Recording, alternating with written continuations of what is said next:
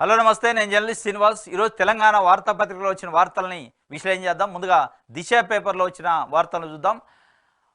విచారణకు సిద్ధమా? గొర్రెల స్కీము, కేసీఆర్ కిట్టు, బతుకమ్మ చీరలపై ఈ మూడు గొప్ప పథకాలని చెప్పుకున్నారు అని చెప్పి ముఖ్యమంత్రి రేవంత్ రెడ్డి గారు బీఆర్ఎస్ పార్టీని అడుగుతుండు. విచారణకు సిద్ధమా? దేనిపైన? గొర్రెల స్కీమ్ అట, బతుకమ్మ చీరలట, కేసీఆర్ కిట్ల పైన. మరి వాళ్ళు విచారణకు సిద్ధమంటే మీరు వేస్తారా? నిజంగా అవినీతి జరిగితే వేస్తారా? ఇప్పుడు పోలవరం మన కాళేశ్వరం పైన, విద్యుత్ పైన, అనేక అంశాలపైన జ్యుడిషియల్ కమిషన్ కొన్ని వేశారు, ఎంక్వైరీ చేస్తున్నారు. అంటే విచారణకు వాళ్ళు సిద్ధం అంటేనే మీరు వేశారా? కాబట్టి విచారణకు సిద్ధమా అని వాళ్ళని అడగటం అంటేనే దాంట్లో ఉన్న మతలబ్బైంది. నిన్న అసెంబ్లీలో బడ్జెట్ పైన చర్చ సందర్భంగా ఇటు బీఆర్ఎస్ కాంగ్రెస్ పార్టీ పైన మధ్య జరిగిన ఈ చర్చలలో, అసెంబ్లీ సమావేశాల్లో ఒకళ్ళపైన ఒకళ్ళు వేసుకున్న నిందలలో ఇది ఒక ప్రధానమైన అంశంగా దిశ పేపరు విచారణకు మీరు సిద్ధమా? గొర్రెల స్కీము, కేసీఆర్ కిట్టు, బతుకమ్మ చీరల పైన అన్నాడు. అందులో అవినీతి జరిగితే విచారణ వేయాల్సిందే. విచారణ వేసి దానిపైన వ్యక్తులు ఎవరైతే ఉన్నారో దానిపైన చర్యలు తీసుకోవాల్సిందే. కానీ మీరు వాళ్ళను క్వశ్చన్ వేస్తే వాళ్ళు విచారణకు సిద్ధమని కూడా అని చెప్తారా? ఇది ఒకటి. తెలంగాణ సెంటిమెంట్ను దోపిడీకి ఉపయోగించుకున్నారు. మీటర్లు పెట్టేందుకు 2017లోనే త్రైపాక్షిక ఒప్పందం జరిగింది. ఇంతకాలం దాచిపెట్టి ప్రజలను డైవర్ట్ చేశారు. ఓఆర్ఆర్ను పల్లి బఠానీలుగా తెగ నమ్ముకున్నారు. 1,00,000 కోట్ల విలువైన 159 కిలోమీటర్లు 7,000 కోట్లకి. 10 ఏళ్లలో అమ్మిన భూముల వివరాలు చెప్పాలి. మంత్రి కోమటిరెడ్డిది హాఫ్ నాలెడ్జీ అయితే కేసీఆర్కి ఫుల్ నాలెడ్జీ. గౌలిగూడ నుంచి చాంద్రాయణగుట్ట వరకు మెట్రో ఖాయం. కంప్లీట్ చేశాక వచ్చే ఎన్నికల్లో ఓట్లు అడుగుతాం. రాష్ట్ర ప్రయోజనాల కోసం మోడీని పెద్దన్న అని పిలిచిన కేంద్రం సహకారం కోరడం సీఎంగా నా బాధ్యత. అమిత్ షా కిషన్ రెడ్డిపై కేసు పెట్టిందే మేము. ఎన్నికల నియమాలకు విరుద్ధంగా వ్యవహరించారని హరీష్ రావు అబద్ధాలను రికార్డు నుంచి తొలగించాలి. ప్రజలకు బీఆర్ఎస్ బేషరతుగా క్షమాపణ చెప్పాలట. ఎమ్మెల్యే పదవికి అక్బరుద్దీన్ రాజీనామా చేసి వస్తే కొడంగల్ నుంచి గెలిపించుకుంటాం. గెలిచాక డిప్యూటీ సీఎం ఇచ్చిన పక్కనే కూర్చోబెట్టుకుంటా. డిప్యూటీ సీఎం ఇచ్చి ఆయన పక్కనే కూర్చోబెట్టుకుంటాడు. ఎవడు అడిగిండు? ఏమైనా సంబంధం ఉందా? ప్రజలకు సంబంధించిన చర్చ ఇదేమన్నా? అసెంబ్లీలో బడ్జెట్ సమావేశం జరిగితే ప్రజలకు సంబంధించి ప్రజా సమస్యల గురించి మాట్లాడాలి. బడ్జెట్లో ఏ శాఖకి ఎన్ని నిధులు ఇచ్చినాం, ఏ వర్గాలకు ఎన్ని నిధులు ఇచ్చినాం దానిపైన మాట్లాడాలని ఒక ప్రతిపక్ష పార్టీ, అధికార పక్ష పార్టీ బయట పబ్లిక్ మీటింగ్లో మాట్లాడుకున్నట్టు మాట్లాడారు నిన్న అసెంబ్లీలో. ఎవరికి వాళ్ళే మేము గొప్ప అంటే మేము గొప్ప అని చెప్పుకోవడం తప్ప ప్రజల గురించి మాట్లాడలే. ప్రజల గొప్పతనం గురించి, ప్రజలకు చేయాల్సిన విషయాల గురించి మాట్లాడలే. అక్బరుద్దీన్ అంట రిజైన్ చేసి కొడంగల్ నుంచి గెలిపిస్తారట, ఆయన మళ్ళీ ఉప ముఖ్యమంత్రిని చేస్తారట. ఏం ప్రజలకు సంబంధం లేదు? ఇక ప్రజలు గెలిపిస్తారా? ఇక నువ్వు చెప్పగానే గెలిపియాలా? నువ్వు ఓకే అనగానే ఉప ముఖ్యమంత్రి చేస్తారట. మీ ఇంట్లో పని అది? ఏమన్నా మీ ఇంట్లో ఉద్యోగమా? ఉప ముఖ్యమంత్రి అంటే ఈ రాష్ట్రానికి సంబంధించి రాష్ట్ర ప్రజలు ఇస్తే వచ్చేది. అది మీ ఇష్టం వచ్చినట్టు నేను చేస్తా, నీకు ఇది ఇస్తా, నాకు అది ఇస్తా అంటే మీరు రాజు కాదు, ఇది రాజరికం కాదు. అసలు సంబంధం లేని మాటలు మాట్లాడుతున్నాం. గొర్రెల పైన, కేసీఆర్ కిట్ల పైన, బతుకమ్మ చీరల పైన వేసుకోండి, ఎంక్వైరీ చేయండి, తప్పులేదు. ఎంక్వైరీ చేసి దోషులను శిక్షించండి, రికవరీ చేయండి. పల్లి బఠానీలు లెక్క ఓఆర్ఆర్ నమ్మారు. 7,000 కోట్లకే 1,00,000 కోట్ల విలువ చేసేది అంటున్నారు. ఏం చేశారు మీరు? 7 నెలలు అయింది వచ్చి. పల్లి బఠానీలు లెక్క అమ్మితే మళ్ళీ దాన్ని రికవరీ చేసే కార్యక్రమం ఏమైనా చేసినవా? చేసే అవకాశం లేదా? లేదు. మరి ఆ కొనుక్కున్న వాళ్ళతో మళ్ళీ మీరు మిలాఖత్ అయ్యారా?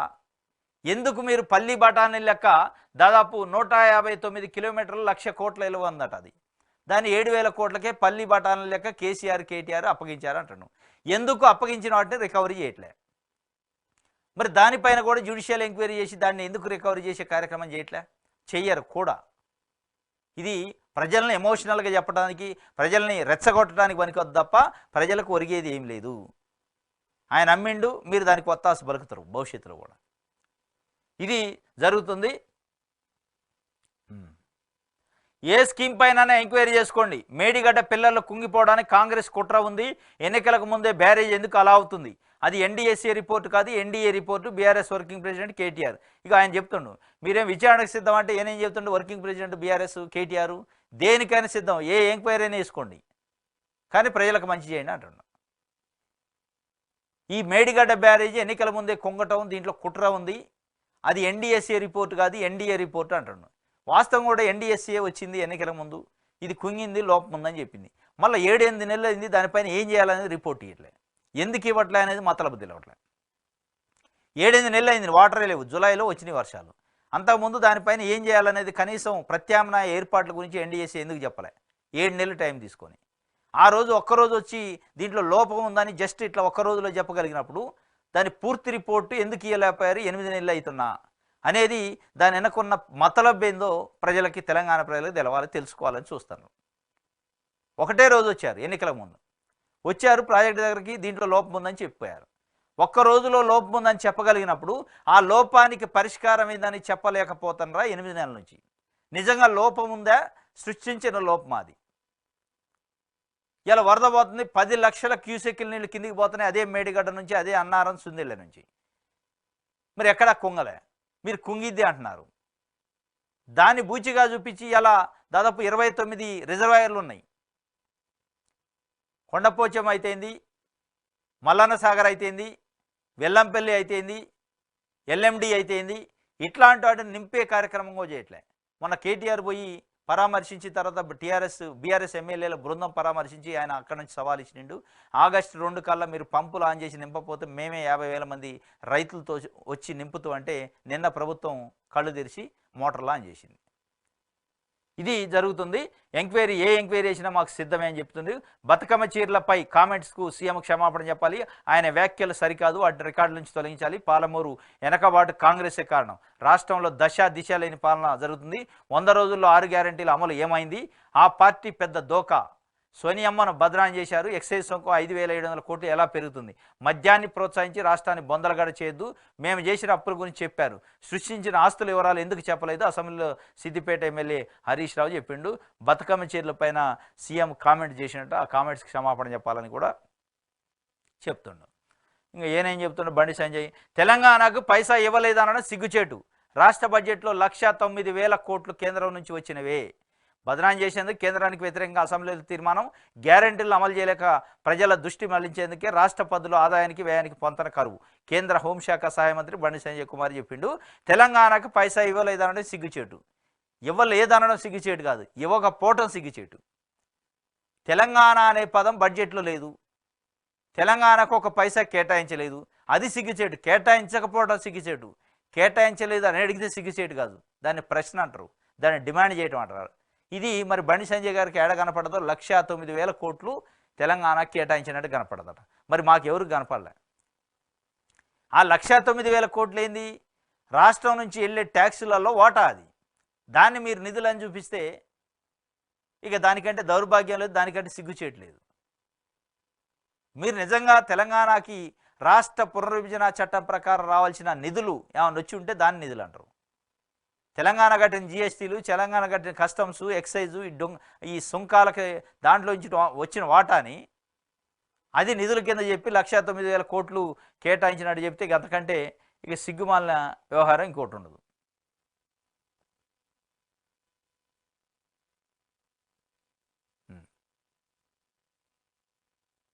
పొలంబడిలో రేవంత్ అన్న అని రాసినట ఈ నాటేసే కాడ. ఎందుకు? మేనిఫెస్టోలో చెప్పినట్టుగా రుణమాఫీ చేయడంతో టీపీసీసీ జనరల్ సెక్రటరీ బాలలక్ష్మి శనివారం తన సొంత పొలంలో కూలీల ప్రజాపాలన గురించి వివరిస్తూ ఉత్సాహంగా నాటువేశారు. ఈ సందర్భంగా వరి నారుతో పొలం మడిలో సీఎం రేవంత్ అన్న రాసి ధన్యవాదాలు తెలిపారట Balalakshmi. TPCC general secretary Balalakshmi ఆమె సొంత పొలంలో రేవంత్ అన్న అని ట్యాంక్ చెప్పిందట. ₹1,00,000 2 లక్షల లోపు రుణమాఫీ చేసినందుకు రైతులు తరఫున ఆమె కృతజ్ఞతలు తెలుపుతున్నట్టు ఒక వార్త రాశారు.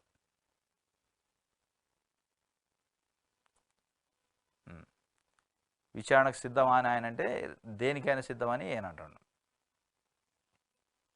ఇది దిశకు సంబంధించి. ఆంధ్రజ్యోతి చూద్దాం. మీటర్లపై మోసం, వ్యవసాయ ట్రాన్స్ఫార్మర్లకు మీటర్లు పెడతామన్నారు. త్రైపాక్షిక ఒప్పందంలో కేంద్ర రాష్ట్రం డిస్కమ్లు. మోదీ సమక్షంలో 2017 జనవరి 4న సంతకాలు. ఒప్పందం విషయాన్ని దాచి గొప్పలు చెబుతున్నారు. దీంతో వినియోగదారులకు స్మార్ట్ మీటర్లు పెట్టే పరిస్థితి లేకపోతే డిస్కమ్లపై కేంద్రం చర్యలు తీసుకుంటుంది. ఉదయ ఒప్పందాన్ని అమలు చేయక తప్పని పరిస్థితి. బీఆర్ఎస్ నాయకులు క్షమాపణ చెప్పాలి. గొర్రెలు కేసీఆర్ కిట్టు బతుకమ్మ చీరలపైన విచారణకు సిద్ధమా? అసెంబ్లీలో సీఎం రేవంత్ రెడ్డి సవాలట. మోదీ జనవరి 4, 2017 వ్యవసాయ పంపు సెట్లకు సంబంధించి, అంటే పంపు సెట్లకు కాదు ట్రాన్స్ఫార్మర్కి మీటర్ పెట్టడానికి త్రైపాక్షిక ఒప్పందం జరిగిందట తెలంగాణ ప్రభుత్వానికి, కేంద్ర ప్రభుత్వానికి, డిస్కమ్లకు మధ్యలో. దానిపైన అప్పట్లోనే సంతకం చేశారు కాబట్టి ఇప్పుడు నేను దాన్ని అమలు చేస్తానని రేవంత్ రెడ్డి చెప్తుండు, చెప్పకనే చెప్తుండు. అంటే మీటర్లు పెట్టే కార్యక్రమాన్ని నిజంగా 2017 జనవరి 4లోనే కేసీఆర్ ప్రభుత్వం సంతకాలు పెట్టుంటే 2017 నుంచి 2024 మధ్య దాదాపు 7 సంవత్సరాలు గడిచిపోయింది. ఎందుకు అమలు కాలే? నిజంగానే సంతకాలు పెడితే మరి ఈ 7 సంవత్సరాలు కేసీఆర్ ఆపగలిగినప్పుడు, సంతకం పెట్టిన వ్యక్తి కూడా దాన్ని అమలు చేయకుండా ఆపగలిగినప్పుడు మీరు ఎందుకు ఆపలేరు?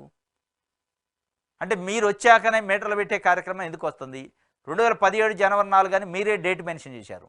7 సంవత్సరాల పాటు నిజంగానే ఆగరు సంతకాలు పెడితే. సంతకాలు పెట్టుంటే మీరు ఇవాళ మీటర్లు పెట్టే కార్యక్రమాన్ని నాంది బలకపోతున్నారు. దానికి కేసీఆర్ని సాగుగా చూపించి మీటర్లు పెట్టే కార్యక్రమం చేయబోతున్నారని అర్థమైంది.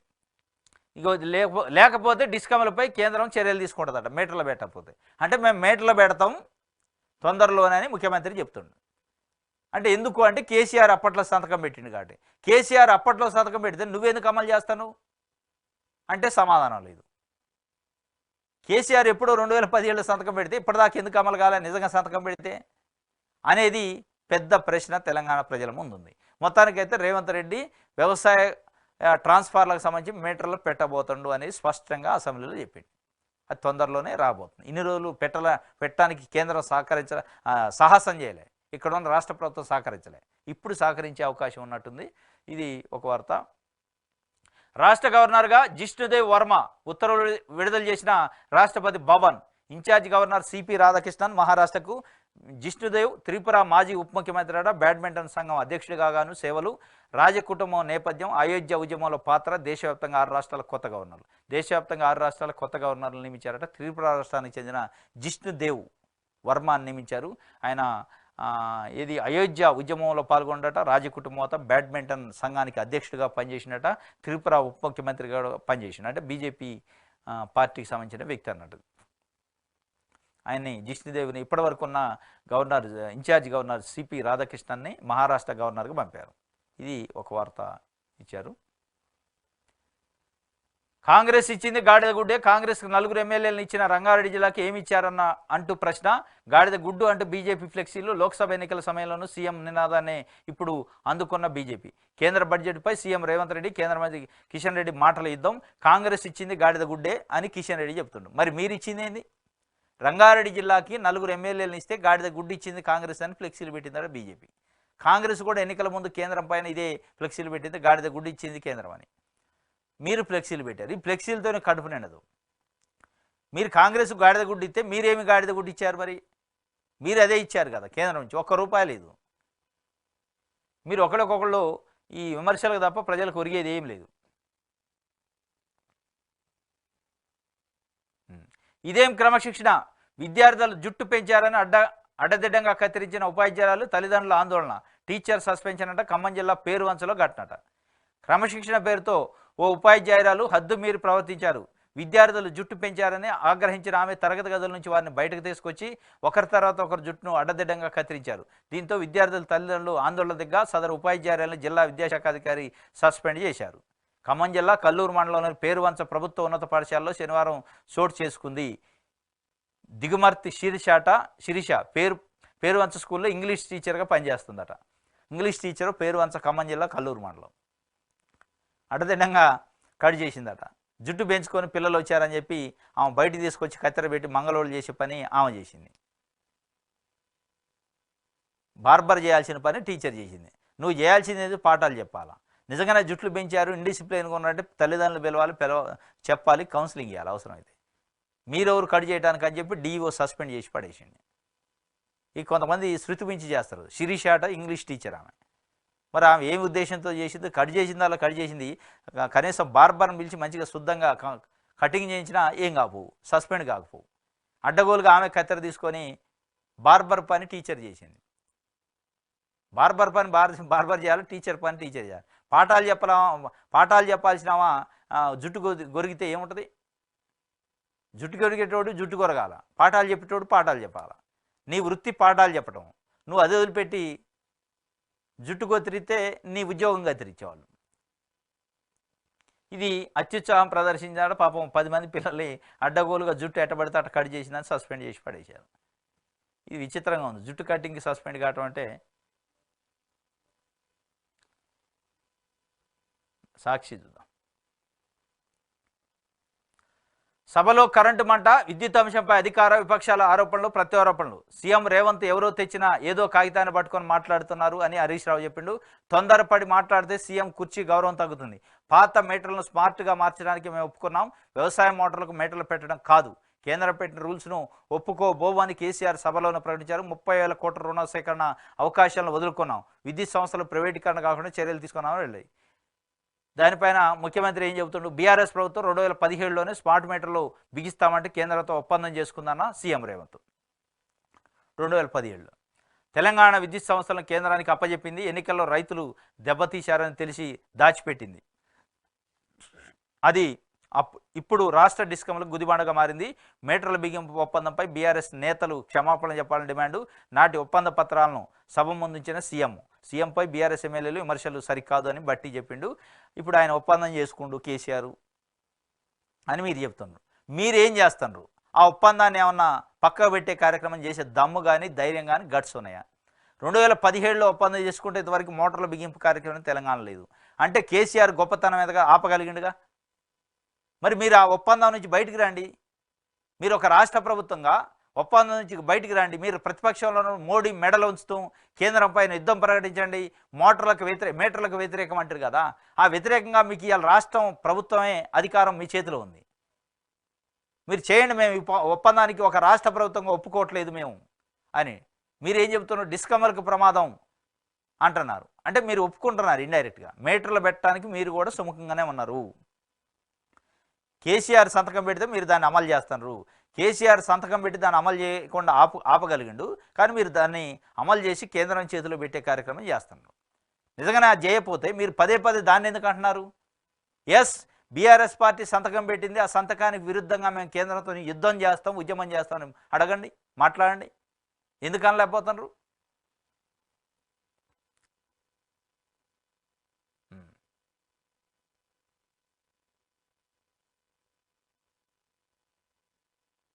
ఆషామాషిగా ఉండి వెళ్ళడానికి రాలేదు. ఈ 5 ఏళ్ళు కాదు, మరో 5 ఏళ్ళు తర్వాత 10 ఏళ్ల ప్రభుత్వాన్ని నడిపేది మేమే. బడ్జెట్ పదుపై ఇచ్చిన సమాధానాలు డిప్యూటీ సీఎం బట్టి విక్రమార్క చెప్పిండట. మా బడ్జెట్ అంకెల గారడి కాదు, హామీలు, ప్రజల ఆశలు తీర్చేలా ప్రతిపాదనలు. ఆర్థిక వనరులపై మాకు అవగాహన ఉంది, ప్రత్యామ్నాయ ప్రణాళికలున్నాయి. ప్రజలపై పన్నులు వేయబోము, 6 గ్యారెంటీల గురించి అనుక్షణం తప్పిస్తున్నామని వెల్లడి చేసిండు. బడ్జెట్లో అంకెల గారడులు భ్రమలేవి లేవు. సీఎం రేవంత్ రెడ్డి నాయకత్వంలో అన్ని వర్గాల అభ్యున్నత కోసం బడ్జెట్ ప్రతిపాదనలను రూపొందించాం. మేము బీఆర్ఎస్ మాదిరిగా అడ్డగోలుగా పెడితే ఈ బడ్జెట్ 3,50,000 కోట్లకు ఉండేది. కానీ అలా చేయకుండా 2,91,000 కోట్ల బడ్జెట్ ప్రతిపాదించాం. మేము ఆషామాషిగా ఉండి వెళ్ళడానికి రాలేదు. మరో 10 ఏళ్ళు మేమే అధికారంలో ఉండటానికే పునాది వేసుకుంటున్నాం. ప్రజలకు ఇచ్చిన ప్రతి మాటని, హామీని నిలబెట్టడానికి ప్రయత్నం చేస్తున్నాం. ప్రత్యామ్నాయ ఏర్పాట్లు మేము చూస్తున్నాం. ఆర్థిక వనరుల కోసం ఆర్థిక పరిస్థితి ఏందో మాకు తెలుసు అని చెప్పి మరి చెప్పిండు. అంటే మరి మీరు చెప్పినంత మాటలు తేలిగ్గా అమలు అయితాయా చూడాలి.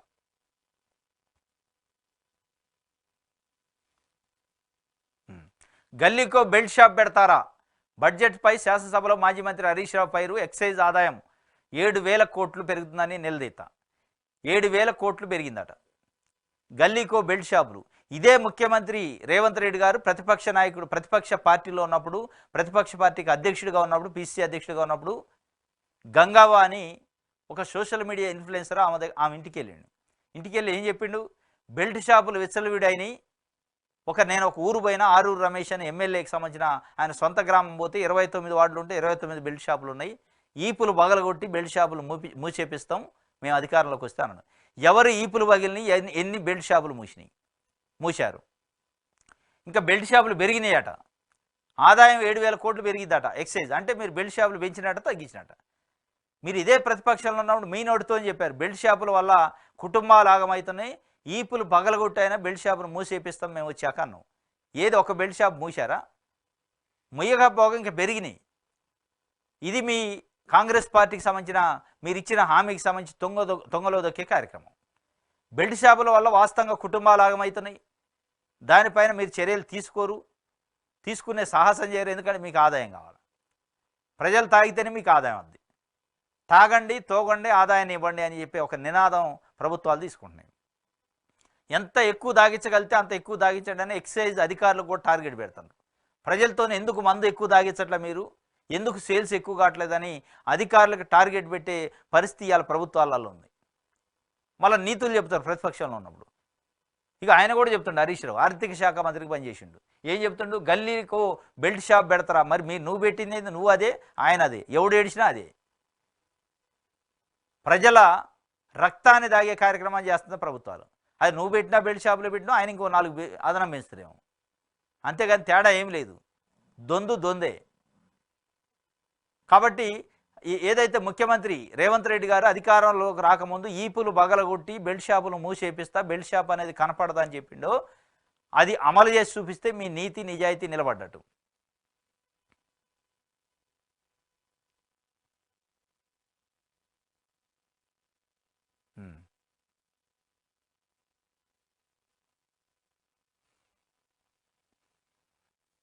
హరీష్ నా జోలికి రావద్దు, నా ఒరిజినాలిటీని ఇంకా చూడలేదు, అసలు విషయాలు మాట్లాడలేదు, నా జోలికి రావద్దని బీఆర్ఎస్ ఎమ్మెల్యే హరీష్ రావును సిపిఐ ఎమ్మెల్యే కూనంనేని సాంబశివరావు హెచ్చరించారు. శాసనసభలో బడ్జెట్ సమావేశం సందర్భంగా శనివారం సాంబశివరావు మాట్లాడుతూ ఇంకొంత సమయం తీసుకున్నానని తెలపగా హరీష్ రావు అభ్యంతరం వ్యక్తం చేశారు. తమ పార్టీకి సరైన సమయం ఇవ్వకుండా సిపిఐ నుంచి గెలిచిన ఏకైక సభ్యుడినైన కూనంనేనికి ఇంకెంత సమయం ఇస్తారని స్పీకర్ను ప్రశ్నించారు. అప్పుడు చెప్పిండు హరీష్ నా జోలికి రావద్దు, నా సంగతి ఇంకా పూర్తి చూడలేదు అని చెప్తుంటే మరి ఏం చేస్తారో చూడాలి.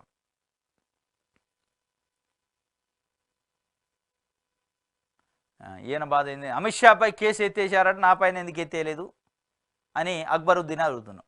అమిత్ షా పైన పెట్టిన కేసు ఎత్తేసారు, నా పైన కూడా ఎత్తేయండి అని ఆయన ప్రజల గురించి మాట్లాడకుండా ఆయన కేసుల గురించి మాట్లాడుతున్నాడు. మీ అన్నయ్య ప్రధాని మోదీ సోదరుడు అమిత్ షాపై పెట్టిన కేసును ఎత్తేసి ఈ పేద సోదరుడు గరీబ్ భాయ్ పై తప్పుడు కేసును మాత్రం మూసేయలేదు అని అంటూ సీఎం రేవంత్ రెడ్డిపై ఎంఐఎం శాసనసభ పక్ష నేత అక్బరుద్దీన్ ఓవైసీ అసంతృప్తి వ్యక్తం చేశారు. ప్రధాని మోదీ తనకు అన్నయ్య బడేబాయ్ అని గతంలో ప్రధాని పాల్గొన్న ఓ బహిరంగ సభలో రేవంత్ అనడాన్ని పరోక్షంగా గుర్తు చేశారు. ఎన్నికల ప్రచారంలో బాలలను వినియోగించారనే ఆరోపణలపై కేంద్ర హోంశాఖ మంత్రి అమిత్ షాపై నమోదైన కేసును ఎత్తివేసిన హైదరాబాద్ పోలీసులు తనపై నమోదు చేసిన తప్పుడు కేసుని మాత్రం ఎత్తివేయడానికి నిరాకరించారని అక్బరుద్దీన్ ఆరోపించారు. ఇది ఎన్నికల సమయంలో కేంద్ర హోంశాఖ మంత్రి పైన కేసు పెట్టారు, దాన్ని ఎత్తేసారు, నా పైన ఎందుకు ఎత్తేయారని ప్రభుత్వాన్ని అడుగుతున్నాడు. ఎవడన్నా ప్రజలకు ఏమన్నా హామీలు ఎందుకు నెరవేర్చలేదు, ప్రజల సమస్యలు ఏందనేది అడుగుతారు, కానీ సభ్యుడు అని డైరెక్ట్ వచ్చి నా పైన కేసులు ఎత్తేయండి, ఎందుకు ఎత్తేయరని అడిగే పరిస్థితికి వచ్చింది. నమస్తే Telangana. BRS dead line, Kaleshwaram head line. అది బీఆర్ఎస్ ఎమ్మెల్యేల బృందం కేటీఆర్ ఆధ్వర్యంలో మనం పోయింది. వర్కింగ్ ప్రెసిడెంట్ డెడ్ లైన్ పెట్టారు. ఆగస్టు 2 లోపు పంపులు ఆన్ చేసి రిజర్వాయర్లు నింపకపోతే మేమే 50,000 మంది రైతులతో వచ్చి పంపులు ఆన్ చేస్తాం. ఆ డెడ్ లైన్కి భయపడి రాష్ట్ర ప్రభుత్వం మొత్తం పంపులు ఆన్ చేసింది. ఇక పంపులు శనివారం నంది మేడారం పంపుల నుంచి ఎగజిమ్ముతున్న గోదావరి జలాలు మొత్తానికి పంపులు అయితే ఆన్ చేశారు. అది హెడ్ లైన్ అయిందట. ఇవాళ BRS dead line, Kaleshwaram head line అయింది అని చెప్పి ఒక వార్తనైతే పంపులన్నీ వదిలేరట. ఇది మంచి పద్ధతి. పంపులు వదులుకొని ఉత్తగా సముద్రంలో కలిసి బదులు పంపులు వదులుకొని రిజర్వాయర్లు నింపుకుంటే సరే, మేడిగడ్డలో ఏమైనా లోపం ఉంటే తర్వాత చూసుకోవచ్చు.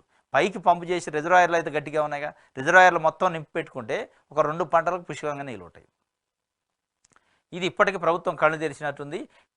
కేటీఆర్ గర్జనతో ఎగిసింది గంగ, ఎండిన సాగరమిక నిండేను వేగంగా అని చెప్పి తప్పు అన్న ప్రాజెక్టు ఇప్పుడు ఎట్లా ఉప్పైంది, రానే రాదన్న గోదావరి గంగ ఇప్పుడు ఎట్లా ఉప్పొంగింది, గిర్రున తిరిగిన ఈ పంపులు కాళేశ్వరానికి కావా, బిరబిరా ఎగిసిన ఈ నీళ్లు కాళేశ్వరానికి కావా, బిర్రున పారే కాలువలు కాళేశ్వరానికి కావా, రేపటి రోజు నిండే సాగరాలు కాళేశ్వరానికి కావా, వృధా అయింది ప్రజాధనమా కాంగ్రెస్ మాటల, కేటీఆర్ అల్టిమేటం ఇవ్వడానికి ముందే ఈ నీళ్లు ఎత్తిపోసి ఉంటే 1000 ఎకరాల పంటలు ఎండేవి కాదు కదా అని చెప్పి కాళేశ్వరం గురించి మీరు అన్ని తప్పుడు మాటలు చెప్పారు. 1,00,000 కోట్ల రూపాయల గోదావరి నదిలో పారబోశారన్నారు. మరి ఈ నీళ్ళేంది, ఈ కాలువలేంది, ఈ పంపులేంది, ఈ పొంగి పొర్లే గోదావరి జలాలు ఎక్కడివి? ఇది కాళేశ్వరానికి కాదా, ఇది మేడిగడ్డ కాదా, ఇది కాళేశ్వరం ప్రాజెక్టులో భాగం కాదా అని చెప్పి సూటిగా నమస్తే తెలంగాణ ఒక వార్త రాసింది. దెబ్బ తగిలితే కానీ ధర్మం గుర్తుకు రాలేదు కాంగ్రెస్ సర్కార్కు. ప్రభుత్వం ప్రజల సంక్షేమం కోసం పనిచేయాలన్న రాజ్యధర్మం పక్కన పెట్టి రాజకీయాలు చేయాలనుకుంది. పిఆర్ స్టంటులతో గత ప్రభుత్వం మీద అలా బురద జల్లుకుంటూ పోతూనే ఉండాలనుకుంది. కాళేశ్వరం వృధాన్ని నిరూపించడం కోసం 1,00,000 క్యూసెక్లు కాళేశ్వరం నీటిని సముద్రం పాలు చేసింది. ఆ పాపాన్ని గత ప్రభుత్వం ఖాతాలో వేయాలనుకుంది. కానీ ఏమైంది? ఆ ఎత్తుగడ ఎదురు తన్నింది. ఇది కాళేశ్వరం పంపులు నడిపి గోదావరి జలాలను రైతులకు ఇవ్వాలని బీఆర్ఎస్ ఎన్ని రోజుల నుంచి మొత్తుకుంటున్న పట్టణ రేవంత్ సర్కార్ నిన్నటి కేటీఆర్ బృందం మేడిగడ్డ పర్యటనతో ఉలిక్కిపడింది. ఈ పర్యటనతో మేడిగడ్డ వద్ద పరవళ్లు తొక్కుతున్న అఖండ గోదావరి ప్రవాహాన్ని ప్రజలు చూశారు. చెక్కు చెదరకుండా ఉన్న మేడిగడ్డ బ్యారేజ్ని పారుతున్న లక్షల క్యూసెక్కుల నీటితో కొట్టుకుపోతున్న అబద్ధాలను వంచనలను చూశారు. వాస్తవాలు ప్రజల కళ్ళకు కట్టాయి. దీనికి తోడు కాళేశ్వరం నీటి ఎత్తిపోతలకు బీఆర్ఎస్ విధించిన డెడ్లైన్ 50,000 మంది రైతులతో ముట్టడి హెచ్చరికలు జారీ చేయడంతో హడలిపోయి ఆగమేఘాల మీద ఎల్లంపల్లిలో పంపులు ప్రారంభించింది ప్రభుత్వం. తెలంగాణ భాషలో చెప్పాలంటే దెబ్బకు దెయ్యం వదిలింది. వాస్తవం ఇది. ఇది అంత వరద 10 లక్షల క్యూసెక్కుల నీళ్ళు కిందికి పోతున్నాయి. కనీసం పంపు బటన్ ఆన్ చేస్తే నీళ్లు పోతాయనేది తెలియదా? రిజర్వాయర్లు నింపుతాయని తెలియదా ప్రభుత్వానికి? కుంటి సాగులు చెప్పి మొత్తం నీళ్లు దాదాపు 10 రోజుల నుంచి రోజు 10 లక్షల క్యూసెక్కులు అంటే 1,00,000 క్యూసెక్కులు సముద్రానికి పోయినాయి. ప్రభుత్వం కట్టిన ప్రాజెక్టులు ఉన్నాయి, ప్రభుత్వం నిర్మించిన పంపులు ఉన్నాయి. పంపులు ఆన్ చేస్తే జస్ట్ నీళ్లు పోయి అందులో పడతాయి. ఆ పని చేయలేకపోయారు. నిన్న బీఆర్ఎస్ ప్రతినిధి బృందం పోయి డిమాండ్ చేశాక అప్పుడు కళ్ళు తెరిచింది. ఒకవేళ వాళ్ళు బాపోతే ఇంకో 10 రోజులైనా నీళ్ళు పోవు. ఆ పంపులు వేయరు, ఈ నీళ్ళన్నీ కిందికి వెళ్ళిపోతాయి. తర్వాత ఏం చేస్తారు? కాళేశ్వరం పనికిరాంది కేసీఆర్ కట్టింది కాబట్టి పంటలు ఎండిపోతాయని మళ్ళీ చెప్తారు.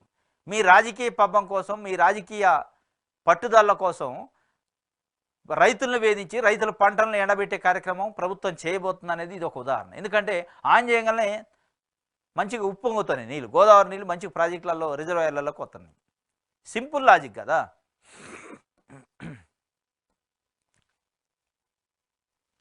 మేడిగడ్డ కుంగుబాటుపై అనుమానాలు ఉన్నాయి. ఎన్నికల ముందే ఇలా ఎందుకు జరిగింది? బరాజ్కి ఏం జరిగినా సర్కారుదే బాధ్యత. 28 లక్షల క్యూసెక్లను తట్టుకున్న బరాజ్ మంత్రి ఉత్తమ్ కుమార్ నోట బీజేపీ మాట. ఆగస్టు 2 తర్వాత కాళేశ్వరంపై కార్యాచరణ. మీడియాతో ఇష్టాగోష్ఠిలో కేటీఆర్ వార్నింగ్, మోటార్లు స్విచ్ ఆన్. అల్టిమేటం ఇచ్చిన 24 గంటలే ఎత్తిపోతల షురు. 4 మోటార్లతో 12,600 క్యూసెక్లు ఎత్తిపోత. మధ్య మానేరుకు చేరుకుంటున్న ఎల్లంపల్లి జలాలు. ఇది మొత్తానికి కేటీఆర్ వార్నింగ్ ఇచ్చిండు. మోటార్లు స్విచ్ ఆన్ అయినాయి.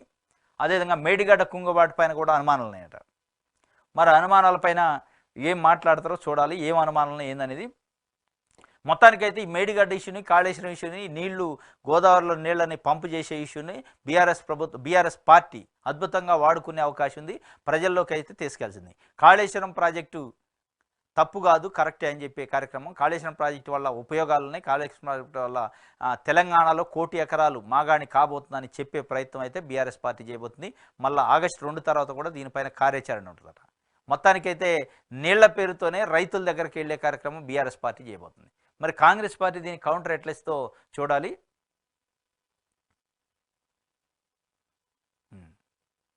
కాంగ్రెస్ అంటేనే డోకా. 6 గ్యారెంటీల అమలు, కేటాయింపులు ఏవి, బడ్జెట్లో వాస్తవాల విస్మరణ, అబద్ధాల విస్తరణ. అసెంబ్లీలో తూర్పారబట్టిన హరీష్, సీఎంఓ 6 మంత్రులు అడ్డుకున్న ఆగని వాగ్దాటి. లాఠీలతో సమాధానం చెప్పడమే ఇందిరమ రాజ్యమా? వీపులు పగలగొట్టడమేనా మీరు చేస్తున్న ప్రజాపాలన? బడ్జెట్లో ప్రజల కోణం తక్కువ, రాజకీయం ఎక్కువ. మహిళలకు 2,500 నుంచి రుణమాఫీ దాకా దోకా. 10 ఏళ్ల కేసీఆర్ పాలన ఫలితమే నేటి తెలంగాణ వృద్ధి రేటు. కరెంటు కోతలపై 5 ఏళ్ల గేటు బయట సవాలుకు సిద్ధమా? కరెంటు కోతలపై అసెంబ్లీ గేటు బయటకు సవాలుకు సిద్ధమా అని చెప్పి, అంటే అసెంబ్లీ గేటు పైకి పోయి పోదాం, అక్కడ అడుగుదాం ఉన్నాయా లేవా, కోతలు అప్పుడు ఉన్నాయి ఇప్పుడు ఉన్నాయని హరీష్ రావు సవాల్ ఇచ్చిరిండు. మీరు చేసిన ఆలస్యం వల్ల రైతులు వడ్డీలు కట్టాల్సి వస్తున్నది. ఎక్సైజ్లో 7,200 కోట్లు అదనంగా ఎలా వస్తాయి? గల్లీకో బెల్ట్ షాపులపై సమాధానం చెప్పరెందుకు? నాడు భూములు అమ్మభూమని ఇప్పుడు ఎలా అమ్ముతున్నారు? 10,000 కోట్లున్న సభకు తెలియకుండా ఎలా తెస్తారు? 6 గ్యారెంటీలపై సోనియమ్మతోనే అబద్ధాలు చెప్పించారే. హామీలు మరిచి బాండ్ పేపర్కే వాల్యూ లేకుండా చేశారు. రాజీనామా చేయాలని రాహుల్కు ఏమి విలువ ఇచ్చారు? ప్రజల మెమరీ నుంచి 10 ఏళ్ల స్వర్ణీయగాన్ని చెరపలేరు. లా అండ్ ఆర్డర్ దిగజారిందనడానికి లాఠీ ఛార్జీల నిదర్శన. అసెంబ్లీలో కాంగ్రెస్ పార్టీని చీల్చి చెండాడిన హరీష్ రావు. ఇది కేసీఆర్ మొన్న అసెంబ్లీలో బడ్జెట్ ప్రవేశపెట్టిన రోజు బయటకు వచ్చి మీడియా పాయింట్ దగ్గర మాట్లాడిండు. చీల్చి చెండాడతాం కాంగ్రెస్ పార్టీని అని చెప్పిండు. నిన్న డుమా కొడితే ఆ చీల్చి చెండాడే పాత్రను హరీష్ రావు తీసుకుంటాట. నమస్తే తెలంగాణ వార్త రాసింది. అసెంబ్లీలో కాంగ్రెస్ పార్టీ ప్రభుత్వాన్ని చీల్చి చెండాడిన హరీష్ రావు. ఏ విషయంలో చీల్చి చెండాడిండు? ఏ విషయంలో చీల్చాడు ఆయన? మీరు చేసిన ఆలస్యం వల్లే రైతులు వడ్డీ కట్టాల్సి వస్తుంది అన్నాడు. ఎస్, డిసెంబర్లో రుణమాఫీ చేస్తున్నారు, చేయలేదు కాబట్టి డిసెంబర్ నుంచి ఇప్పటి వరకు ఆయన వడ్డీ రైతులు కట్టాలి. కానీ మీరు 2018లో ఇచ్చిన హామీ మేరకు 1 లక్ష రూపాయల రుణమాఫీని ఎట్ ఏ టైం చేస్తానన్నారు. చేయకపోవడం వల్ల ఈ 7 నెలల వడ్డీ కాదు 7 సంవత్సరాల వడ్డీ పడదు రైతుల పైన. దానికి ఏం సమాధానం చెబుతారు మీరు? మీరు ప్రభుత్వాన్ని మాట్లాడేటప్పుడు, ప్రభుత్వాన్ని విమర్శించేటప్పుడు మీ వైపు కూడా చూసుకోవాలి. 2018లో మీరు ఇచ్చిన హామీ మేరకు 1 సంవత్సరం 1 లక్ష లోపు రుణమాఫీని ఎట్ ఏ టైం మాఫీ చేస్తున్నానని హామీ ఇచ్చి ఓట్లు వేయించుకున్నారు. అధికారంలోకి వచ్చాక మర్చిపోయారు. ఎప్పుడు చేశారు మీరు? 2023లో చేశారు. అంటే 2017 నుంచి 23 వరకు ఎంత? 5 సంవత్సరాలు. 5 సంవత్సరాల వడ్డీ ప్రజల రైతుల పైన పడది. మరి దానికి ఏం చెప్తావు? ఈ 7 నెలల వడ్డీ కాంగ్రెస్ పార్టీ పొరపాటు అనుకోండి కొద్దిసేపు. 5 సంవత్సరాల వడ్డీ పాపం ఎవరిది? బీఆర్ఎస్ కాదు. 5 సంవత్సరాల వడ్డీ పాపం వలన ఇలా 2 లక్షలు పోయి 3 లక్షలు 4 లక్షలు అయింది ఒక్కొక్కళ్ళది రైతులది. అప్పులు తీరే పరిస్థితి లేదు. అది మీరు చేసిన పాపం కాదు. భూములు అమ్మటం పైన చెప్తున్నారు. భూములు అమ్మటంలో సిద్ధహస్తులు మీరే. వీళ్ళు కూడా అదే చేస్తున్నారు అనుకోండి. అందుకే ప్రతిపక్షంలో ఉన్నప్పుడే ప్రజలు గుర్తొస్తారు, ప్రజల సమస్యలు గుర్తొస్తాయి పార్టీలకి. అధికారం వచ్చాక అన్నీ మర్చిపోతారు. ఇది గల్లీ గల్లీకో బెల్ట్ షాపులపై సమాధానం చెప్పాలట. అది హరీష్ రావుకి అడిగే అధికారం లేదు, హక్కు లేదు. మీరు బెల్ట్ షాపులకి ఆద్యులు మీరేనా? గల్లీ గల్లీకో బెల్ట్ షాప్ పెట్టిందే మీరే. మళ్ళీ మీరు అడిగితే సుఖం? భూముల అమ్మకం పైన, బెల్ట్ షాపుల పైన, వడ్డీల పైన, రైతు రుణమాఫీ వడ్డీల పైన అడిగే నైతిక హక్కు బీఆర్ఎస్ పార్టీకి లేదు. అట్లా అని చెప్పి ప్రభుత్వం కూడా ఇప్పుడు చేతులు దులుపుకునే కార్యక్రమం చేస్తే వీళ్ళకి కూడా ఆ నైతిక హక్కును కోల్పోతారు. వీళ్ళు కూడా అనేక మంది రైతులకి ఇవాళ రుణమాఫీ ఇంకా పెండింగ్లోనే ఉంది. దాన్ని పరిష్కరించట్ల ప్రభుత్వం. దొందే అన్నట్టుంది అటు బీఆర్ఎస్ కానీ కాంగ్రెస్ కానీ.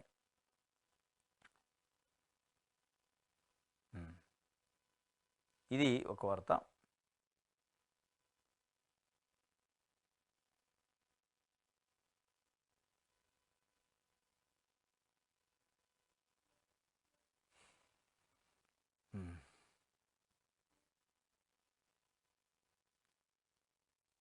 ఓకే, వెలుగు చూద్దాం. అంకెల గారడి కాదు ప్రజా బడ్జెట్. బీఆర్ఎస్ లాగా పాలనను గాలి కొదిలేయం అని బట్టి చెప్తుండు. నిత్యం ప్రజల్లోనే ఉంటున్నాం. ఓఆర్ఆర్ను అమ్మేసినరు, ఛాన్స్ దొరికితే హైటెక్ సిటీని కూడా అమ్మేటోళ్ళు. అసాధ్యం అనుకున్న రుణమాఫీని చేసి చూపిస్తున్నాం. ఉద్యోగాలే కాదు ప్రిపేర్ అయ్యేందుకు కోచింగ్ ఇస్తాం. ప్రతి నియోజకవర్గంలో అంబేద్కర్ నాలెడ్జ్ సెంటర్లు పెడతామని వెల్లడి. అసెంబ్లీలో బడ్జెట్పై చర్చకు రిప్లై ఇచ్చిన ఆర్థిక మంత్రి. ఇది అంకెల గారడి కాదు ప్రజా బడ్జెట్ అంటుండు ఉప ముఖ్యమంత్రి బట్టి గారు. నిత్యం ప్రజల్లోనే ఉంటారట. ఓఆర్ఆర్ని అమ్మేసినరు, ఛాన్స్ దొరికితే హైటెక్ సిటీని అమ్ముతారు. మరి అమ్మేసిన ఓఆర్ఆర్ని ఏమైనా తిరిగి తీసుకొచ్చే కార్యక్రమం మీరు చేస్తారా? ఎస్, బీఆర్ఎస్ ఓఆర్ఆర్ నమ్మింది కాబట్టి, బీఆర్ఎస్ రైతులను పట్టించుకోలేదు కాబట్టి ఓడించారు. మీరు 1,00,000 కోట్ల విలువ చేసే ఓఆర్ఆర్ను బీఆర్ఎస్ అమ్మితే మీరు దాన్ని ఏం చేయబోతున్నారు, ఎట్లా కాపాడబోతున్నారు అది చెప్పట్లే. వాళ్ళు అమ్మారు అని చెప్తారు తప్ప దాని రికవరీ ఎట్లా చేస్తారనేది చెప్పట్లే. అది రుణమాఫీని చేసి చూపించిన ఉద్యోగాలే కాదు ప్రిపరేషన్ కూడా ఇప్పిస్తారట. ముందు ఉద్యోగాలు ఏం, జాబ్ క్యాలెండర్ గురించి మర్చిపోయారు. అసెంబ్లీలో మాట్లాడలే. జాబ్ క్యాలెండర్ విషయం పక్కన పెట్టారు. అసెంబ్లీలో దాని గురించి చర్చ లేదు, దాని గురించి మాట్లాడిన వాళ్ళు. మోటార్లకు మీటర్లు పెడతామని ఒప్పుకున్నది మీరే. వాళ్ళు ఒప్పుకున్నారు, మీరు ఒప్పుకోమాకండి. మోటార్లకు మీటర్లు పెడతామని 2017 జనవరి 4న కేసీఆర్ ప్రభుత్వం ఒప్పుకుందని ముఖ్యమంత్రి రేవంత్ రెడ్డి గారు చెప్తుండ్రు. మోటార్లకు మీటర్లు పెడతామని నిజంగానే 2017 జనవరి 4న ఒప్పుకొని ఉంటే కేసీఆర్ ఎందుకు ఇప్పటిదాకా అమలు కాలే? అసలు ఒప్పుకోనడా? మీరు అబద్ధం చెప్తున్నారా? ఒప్పుకొని ఉంటే ఒకవేళ సంతకం పెడితే ఆపగలిగింది కదా ముఖ్యమంత్రి, అప్పట్లో ఉన్న ముఖ్యమంత్రి కేసీఆర్. మీరు ఎందుకు ఆపలేకపోతున్నారు? వాళ్ళు ఒప్పుకున్నారు కాబట్టి మీరు ఒప్పుకోవద్దు. మరి వాళ్ళు ఒప్పుకొని వాళ్ళు తప్పు చేశారు, మీరు ఆ తప్పును సరిదిద్దండి. మీరు అగ్రిగా మాకండి. మీరు ప్రభుత్వానికి, కేంద్ర ప్రభుత్వానికి సహకరించమాకండి. అప్పుడు రైతులకు మీరు జరిగింది. వాళ్ళు ఒప్పుకున్నారు, సంతకాలు పెట్టారు. ఇది చెప్తే కాదు, సంతకాలు పెట్టినా ఒప్పుకున్నా దాన్ని మేము వ్యతిరేకిస్తున్నామని చెప్పండి. వ్యతిరేకంగా తీర్మానం చేసి పంపండి కేంద్రానికి. పోయేది కొంపల ముందు ఏమన్నా మీరే ఫ్రెండ్లీగా ఉంటే ఏమన్నా నిధులు వచ్చినాయి మన బడ్జెట్లో? రాలేదు కదా. మీరు ఘర్షణ పడండి, మీరు కొట్లాడండి, ఉద్యమం చేయండి. తెలంగాణ పక్షాన, తెలంగాణ ప్రభుత్వంగా మేము అగ్రీ కావటం లేదు, మోటార్లకు మీటర్లు పెట్టడానికి మేము వ్యతిరేకిస్తున్నామని చెప్పండి. తీర్మానం చేసి పంపండి. ఆయన ఒప్పుకున్నాడు కాబట్టి నేను అమలు చేస్తా అని చెప్తున్నాను. అసలు ఆయన ఒప్పుకున్నా లేదా, ఒప్పుకుంటే అమలు ఎందుకు కాలేదనేది పెద్ద ప్రశ్న.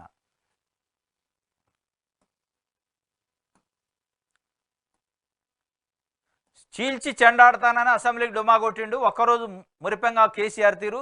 శనివారం సభలో కనిపించిన ప్రతిపక్ష నేత. ఎన్నికలు ఓడిపోయాక గురువారం తొలిసారి సభకు హాజరు.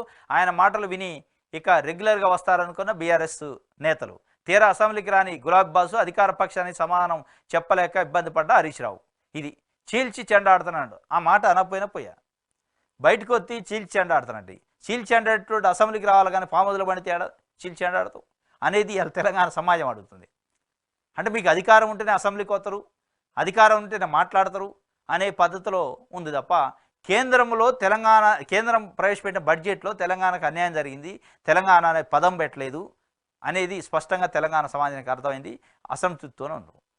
మీరు తెలంగాణకు నేనే ఐకాను, తెలంగాణ రక్షణ కవచాన్ని కేసీఆర్ అని పదే పదే చెప్తుంది కదా బీఆర్ఎస్. ఎందుకు రక్షణ కవచం మాట్లాడలే? కేంద్రం చేసిన అన్యాయం గురించి ఎందుకు కేసీఆర్ మాట్లాడలేని పరిస్థితి? ఎందుకు ప్రెస్ మీట్ పెట్టి చెప్పడు? ఎందుకు అసెంబ్లీకి వచ్చి చెప్పడు? దాని వెనకున్న మతలబేంది? అంటే బీజేపీతోనే ఏమన్నా లోపాయకారి ఒప్పందం ఉందా? ఎందుకు తెలంగాణకి ఐకాను, తెలంగాణకి రక్షణ కవచం బీఆర్ఎస్ కేసీఆర్ అనే పదే పదే చెప్పుకునే మీరు తెలంగాణకు అన్యాయం జరిగితే ఎందుకు పల్లెత్తు మాట కూడా మాట్లాడడానికి సాహసం చేయట్లే, ధైర్యం చేయట్లే? భయపడతానరా మోడీకి? భయపడతానరా కేంద్రానికి? మరి ఎట్లా రక్షణ కవచం అవుతారు? మీరు మాట్లాడలేని వాళ్ళు, భయపడేటోళ్ళు ఎట్లా తెలంగాణకు రక్షణ కవచం అవుతారు? ఎట్లా మీరు రక్షణ కవచం అని ప్రజలు అనుకోవాలి? ఇది పెద్ద చర్చ జరుగుతుంది. ఏది కేసీఆర్ బడ్జెట్ పైన ఎందుకు మాట్లాడట్లా, కేంద్ర బడ్జెట్ పైన తెలంగాణ వ్యాప్తంగా.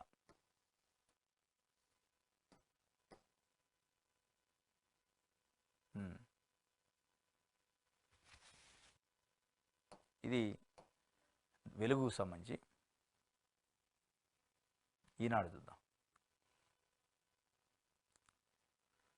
మీటర్లపై దుర్మార్గపు ఒప్పందం కేంద్రంతో గత బీఆర్ఎస్ సర్కారు కుదిరించుకుంది. డిస్కమ్లపై కేంద్ర చర్యలు తీసుకునే ప్రమాదం ఉంది. వచ్చే అసెంబ్లీ ఎన్నికల నాటికి పాత బస్తీ మెట్రో పూర్తి. గొర్రెల పంపిణీలో 700 కోట్ల కుంభకోణం. శాసనసభలో ముఖ్యమంత్రి రేవంత్ రెడ్డి వెల్లడి. విద్యుత్ ఒప్పంద పత్రాలను సభకు అందించిన సీఎం. మీటర్లపై దుర్మార్గపు ఒప్పందం జరిగిందట. దుర్మార్గం అని మీరే చెప్తున్నారు. ఆ దుర్మార్గపు ఒప్పందాన్ని మీరు అమలు చేయమాకండి. మీటర్లపై దుర్మార్గపు ఒప్పందం నిజంగా కేసీఆర్ ప్రభుత్వం చేసుకొని ఉంటే, దుర్మార్గం అని మీకు తెలిసింది కదా, దాన్ని ఆపండి. దుర్మార్గాన్ని ఆపపోతే మీది ఎట్లా ప్రజాప్రభుత్వం అయింది, మీది ఎట్లా ప్రజాపాలన అయింది అనేది ఇక్కడ పెద్ద ప్రశ్న. ఆయన దుర్మార్గపు ఒప్పందాలు చేసుకోండి కాబట్టి ఇంటికి పంపించారు. మీరు ఆ ఒప్పందాన్ని అమలు చేస్తే మళ్ళీ మిమ్మల్ని కూడా ఇంటికి పంపిస్తారు. ఇది మీరు గమనించుకోవాలా. ఆయన దుర్మార్గ ఒప్పందానికి ఒప్పుకుని కాబట్టి నేను దాన్ని అమలు చేస్తా అంటే ఇక నువ్వు ఇంకొక పెద్ద దుర్మార్గుడు అవుతావు. మేము ఒప్పుకోలేదు. సాగు మీటర్లపై సీఎం సభను తప్పుదోవ పట్టించారు. ప్రభుత్వానికి విజన్ లేదు, విమర్శ మాత్రమే తెలుసు. కేంద్రం నుంచి భారీగా నిధులు ఎలా సమీకరిస్తారు? బెల్ట్ షాపులు పెట్టి ఎక్సైజ్ ఆదాయం పెంచుతారా? బడ్జెట్పై చర్చలో బరాస ఎమ్మెల్యే హరీష్ రావు చెప్పిండు. మేము మీటర్లు పెట్టడానికి ఒప్పుకోలేదు అన్నాడు. ఎస్, ఒప్పుకోలేదు కాబట్టే మరి ఆగింది ఇన్ని రోజులు. 2017లో సంతకాలు పెడితే ఇంతవరకు అమలు కాలేదంటే ఒప్పుకోలేదు, వ్యతిరేకించారు. కాబట్టి మీరు కూడా అదే వ్యతిరేకించండి. దుర్మార్గం అని తెలిసింది కదా.